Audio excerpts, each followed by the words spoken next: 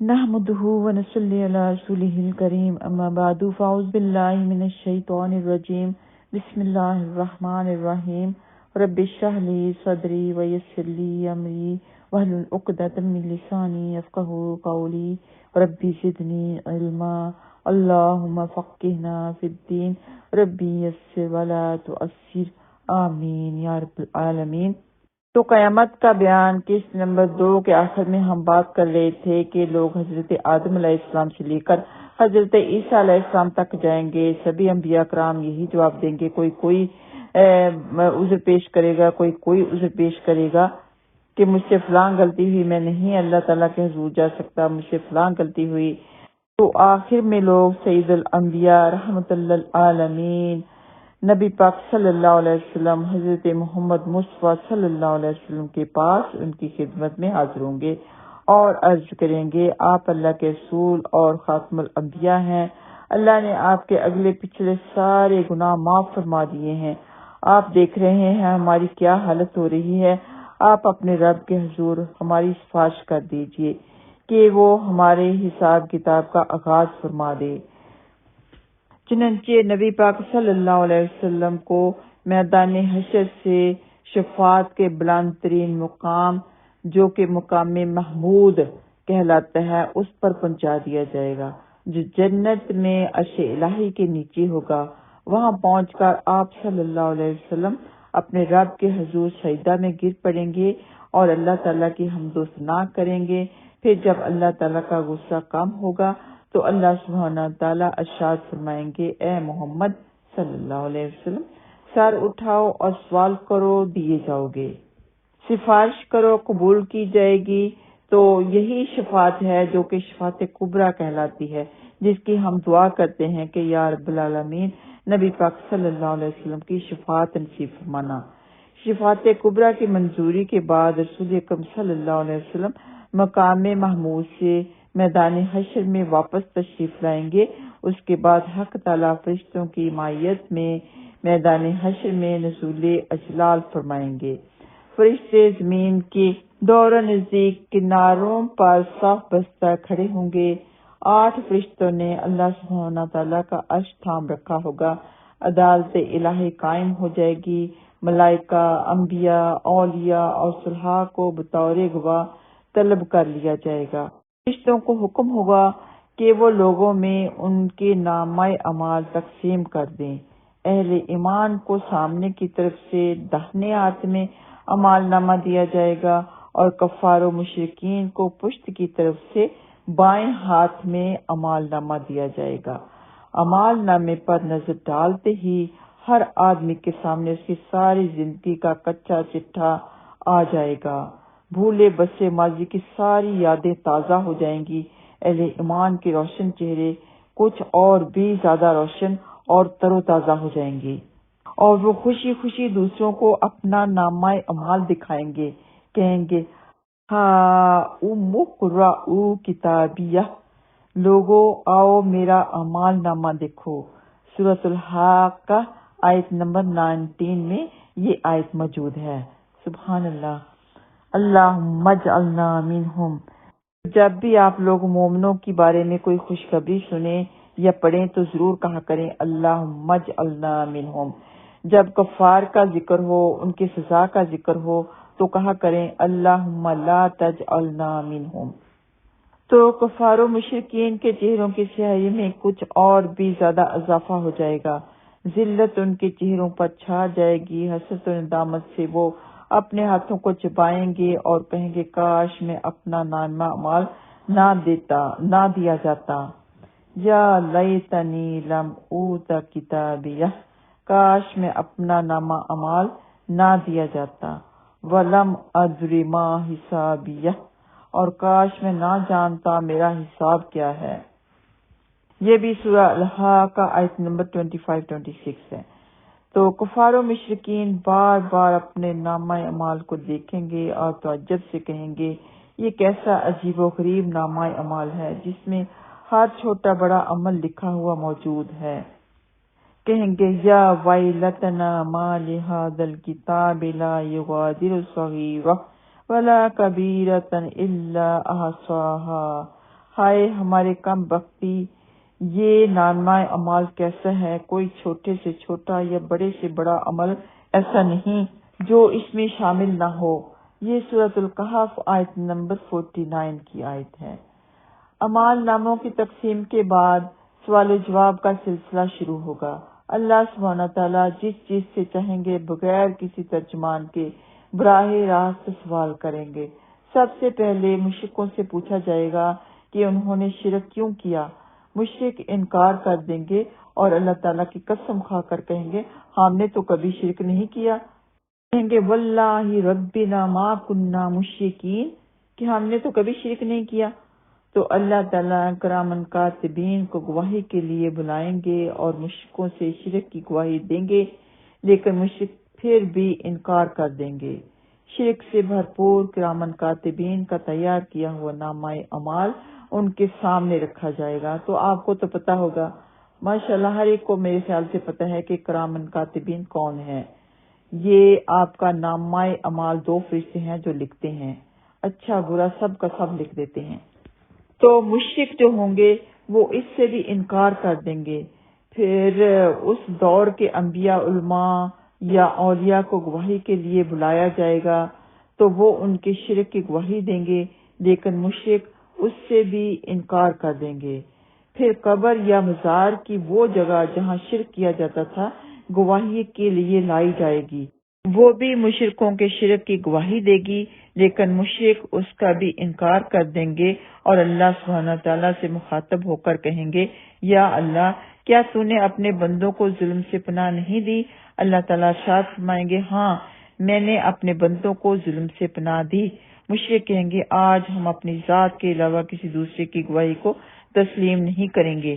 چنانچہ اللہ سبحانہ تعالیٰ ان کی زبانوں پر مہر لگا دیں گے اور ان کے اعضاء کو بولنے کا حکم دیں گے۔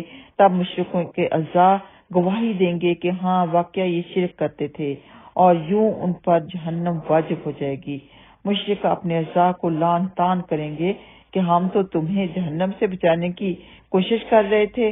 جواب میں اعضاء کہیں گے جس اللہ سبحانہ تعالیٰ نے تمہیں قوت گویائی عطا فرمائی ہے اس نے ہمیں بولنے کا حکم دیا ہے، ہم کیسے انکار کر سکتے تھے۔ تو ایک منافق ہوگا جس سے اللہ سبحانہ تعالیٰ سوال کریں گے کیا میں نے تجھے دنیا میں عزت، حکومت، اہل و عیال اور مال و دولت نہیں دیا تھا؟ وہ عرض کرے گا کیوں نہیں یا اللہ، سب کچھ دیا تھا۔ اللہ سبحانہ تعالیٰ دوسرا سوال پوچھیں گے کیا تجھے یقین تھا کہ قیامت آئے گی اور اللہ تعالیٰ کے سامنے جواب دہی ہوگی؟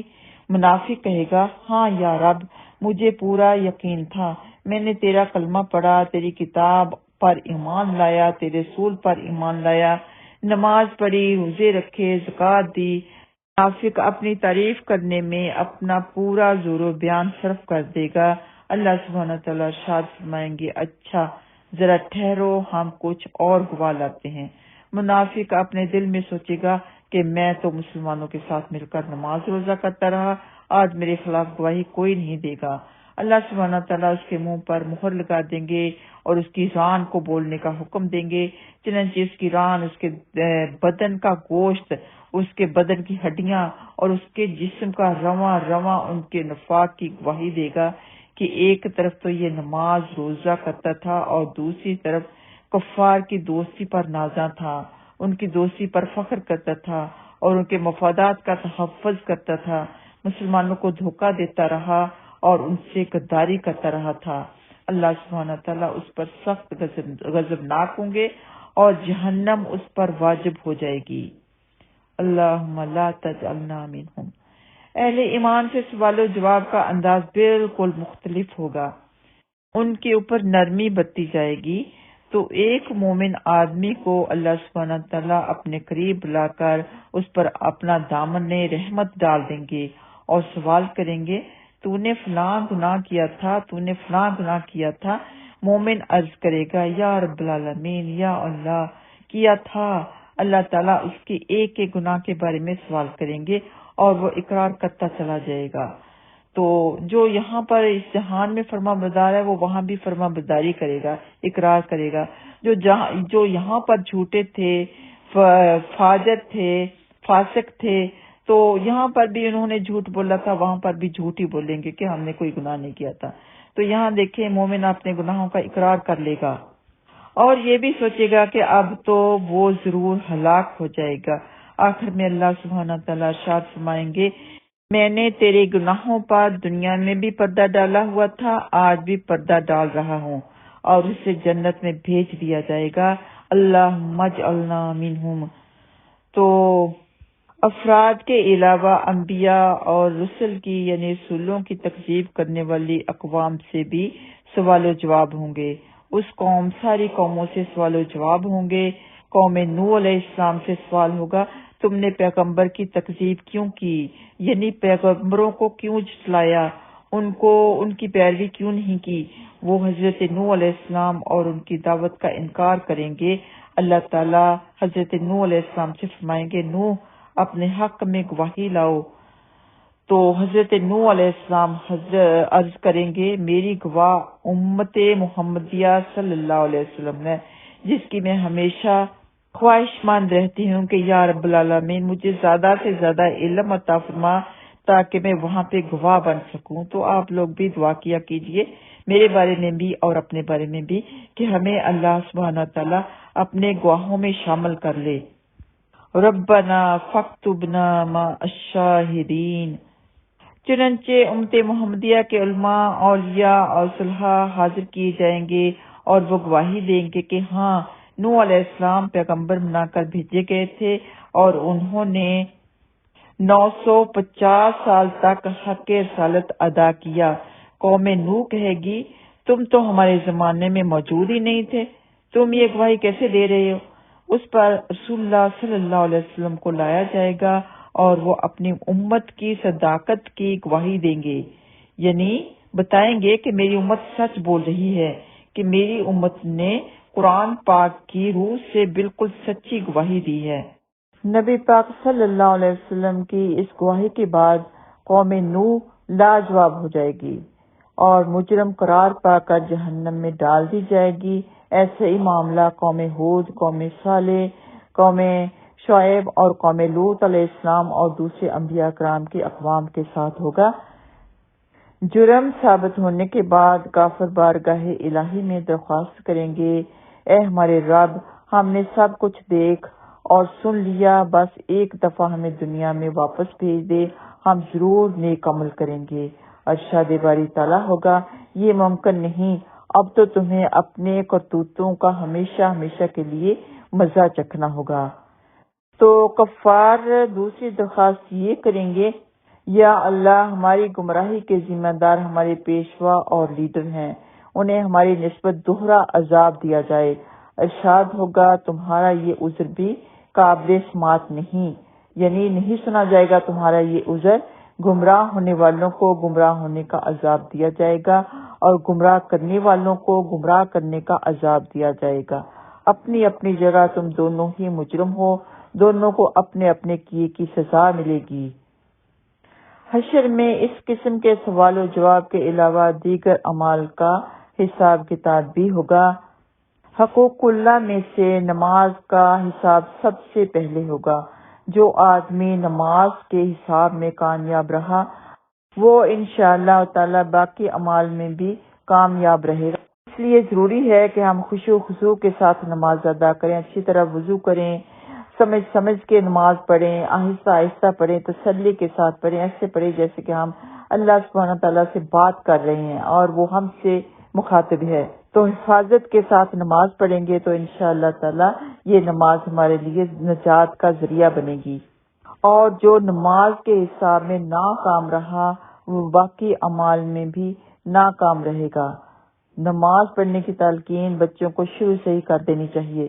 اللہ سبحانہ تعالیٰ سے ہم مل کے دعا بھی کرتے ہیں کہ اللہ سبحانہ تعالیٰ ہمیں ہمارے بچوں کو نسل بر نسل کو 5 وقت کے نمازوں کی حفاظت کرنے والے، نماز قائم کرنے والے بنا دے. آمین یا رب العالمین. تو ارشاد نبوی صلی اللہ علیہ وسلم ہے کہ نماز جنت کی کنجی ہے. حقوق العباد میں سے سب سے پہلے قتل کا حساب لیا جائے گا، اس کے بعد دوسرے اعمال کا، مقتول کو قاتل سے، مظلوم کو ظالم سے، مغلوب کو غاضب سے، یعنی کہ جو کوئی غضب کرنے والا ہے، غصہ جس کے اوپر کیا جاتا ہے اسے مغضوب کہا جاتا ہے۔ غضب کی وجہ سے جس کے اوپر ظلم کیا جائے تو مجبور کو جابر سے، محکوم کو حاکم سے اس کا حق دلوایا جائے گا۔ وہاں کسی کی حق تلفی نہیں کی جائے گی، وہاں پورا ایک دوسرے کو ان کا بدلہ دیا جائے گا۔ اللہ سبحانہ و تعالیٰ ارشاد فرمائیں گے، میں بادشاہ ہوں اور حق دلوانے والا ہوں۔ آج کوئی جہنمی اس وقت تک جہنم میں نہیں جا سکتا جب تک کسی جنتی کو اس کا حق نہ دلوا دوں، اور کوئی جنتی اس وقت تک جنت میں نہیں جا سکتا جب تک کسی جہنمی کو اس کا حق نہ دلوا دوں۔ یہ طبرانی میں موجود ہے۔ تو جو جنتی ہوں گے اگر انہوں نے کسی جہنمی کا حق مارا ہوگا، اس کے اوپر ظلم کیا ہوگا، تو وہ پہلے حساب کتاب سب کا ہوگا، پھر وہ جنت میں جائیں گے۔ ایسے ہی جہنم والوں کے لیے بھی یہی حکم ہوگا۔ چھوٹے سے چھوٹے ظلم اور معمولی سے معمولی زیادتی کا حق بھی اللہ سبحانہ تعالیٰ حقداروں کو دلوا کے چھوڑیں گے۔ اگر کسی نے پیلو کی ٹہنی کے برابر کسی کا حق غضب کیا ہوگا یا کسی کی بے عزتی کی ہوگی تو اللہ سبحانہ تعالیٰ اس کا بدلہ بھی دلوائیں گے۔ اگر کسی نے کسی جانور پر ظلم اور زیادتی کی ہوگی تو اس جانور کا بدلہ بھی اللہ سبحانہ تعالیٰ لے کے چھوڑیں گے۔ حتیٰ کہ اگر کسی جانور نے کسی جانور پر ظلم کیا ہوگا تو ان جانوروں کو بھی ایک دوسرے سے حقوق دلوانے کے لیے زندہ کیا جائے گا اور مظلوم جانور کو ظالم جانور سے بدلہ دلوایا جائے گا۔ اس کے بعد انہیں دوبارہ مرنے کا حکم دیا جائے گا۔ بدلہ یا حقوق کی ادائیگی نیکیوں کے ساتھ ہوگی۔ ظالم نے مظلوم پر جتنا ظلم کیا ہوگا اس کے برابر اس کی نیکیاں لے کر مظلوم کو دی جائیں گی، اور اگر ظالم کے نامہ اعمال میں نیکیاں نہیں ہوں گی تو پھر مظلوم کے گناہ ظالم کے ساتھ پر ڈال دیے جائیں گے۔ تو اگر کوئی مظلوم ہے جس کے اوپر ظلم کیا گیا ہے تو وہ یہ سن کر خوش ہو جائے کہ اسے ظالم کی نیکیاں ملیں گی، یا یہ سن کر خوش ہو جائے کہ اس کے گناہ اس ظالم کو دے دیے جائیں گے۔ حقوق لینے اور دینے کے بعد تمام انسانوں کے نامہ اعمال اپنی آخری شکل میں وزن ہونے کے لیے تیار ہو جائیں گے، اور تمام حجت کے لیے میزان قائم کیا جائے گا۔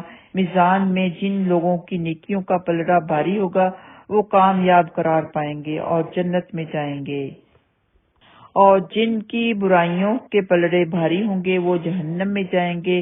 بعض لوگوں کے میزان میں ایک نیکی کی زیادتی یا ایک نیکی کی کمی ان کے جنتی یا جہنمی ہونے کا فیصلہ کر دے گی، اور کہا جاتا ہے کہ ہر شخص کے اعمال تلنے پر ایک فرشتہ اعلان کرے گا کہ فلاں بن فلاں کامیاب ہوا یا فلاں بن فلاں ناکام ہوا۔ واللہ تعالی عالم بالصواب۔ تو لوگوں کے نامہ اعمال کا وزن ان کے ایمان اور عقیدہ کے مطابق ہوگا۔ کفار، مشرکین، مرتدین یعنی کہ جو دین سے پھر جاتے ہیں، اور منافقین کے ڈھیروں نیک اعمال کا وزن ذرہ برابر بھی نہیں ہوگا۔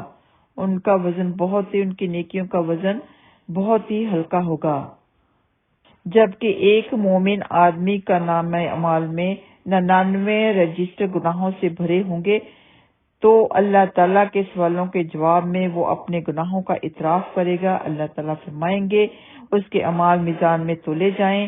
نیکیوں کے پلڑے میں ایک چھوٹا سا کاغذ رکھ دیا جائے گا جس پر کلمہ توحید لکھا ہوگا۔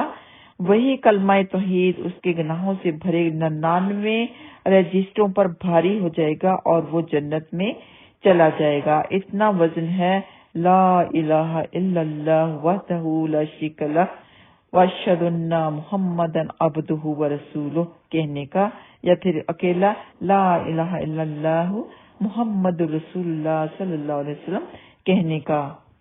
میزان ان 3 جگہوں میں سے ایک ہے جن کے بارے میں اللہ کے رسول حضرت محمد مصطفیٰ صلی اللہ علیہ وسلم نے ارشاد فرمایا ہے کہ وہاں کوئی آدمی کسی دوسرے آدمی کو یاد نہیں کرے گا، نہ اس کی مدد کرے گا، نہ اس کے کام آئے گا۔ اگر کسی آدمی کی ایک نیکی میزان میں کم ہو گئی تو سارے میدان حشر میں کوئی بھی اسے ایک نیکی دینے کے لیے تیار نہیں ہوگا۔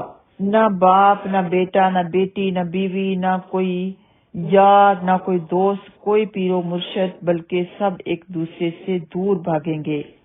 تو انشاءاللہ تعالی ایپیسوڈ 4 میں پل فرات کے بارے میں ہم بات کریں گے۔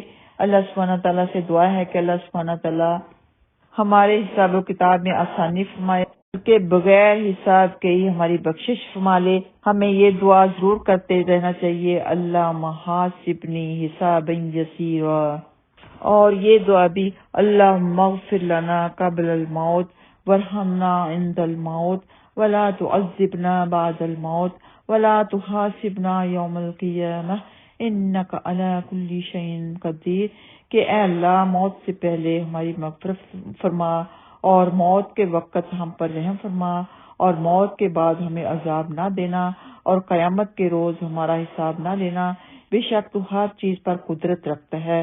آمین یا رب العالمین۔ وآخر دعوانا ان الحمد للہ رب العالمین۔